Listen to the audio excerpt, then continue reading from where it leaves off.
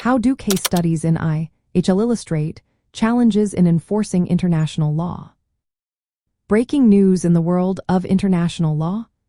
The question on many minds today is how case studies in international humanitarian law illustrate the challenges in enforcing international law. As conflicts continue to unfold, understanding these challenges is more important than ever. Recent events, particularly the ongoing conflict in Sudan, highlight significant issues. The fighting between the Sudanese armed forces and the Rapid Support Forces has directly impacted civilians. We see reports of attacks on non-combatants and destruction of critical infrastructure. These actions show how often warring parties ignore the principles of international humanitarian law. Another pressing concern is the access to humanitarian aid.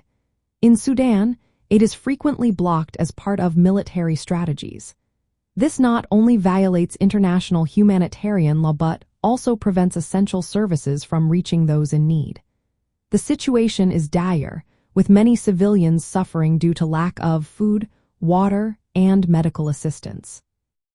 The legal frameworks meant to protect civilians face challenges in enforcement.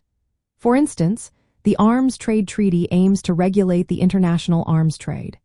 However, without an independent enforcement mechanism, states can justify arms transfers based on political interests, rather than humanitarian needs. This loophole complicates the enforcement of international humanitarian law.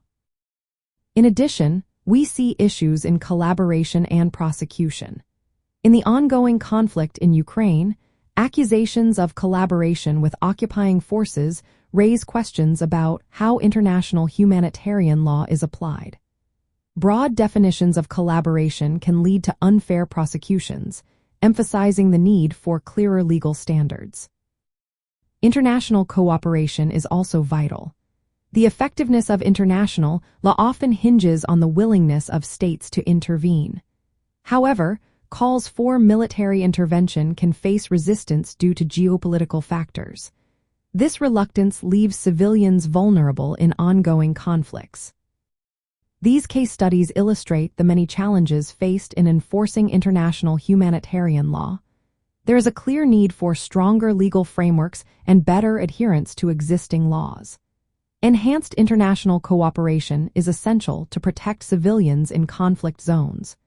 The situation remains urgent, and it is crucial to stay informed about these developments.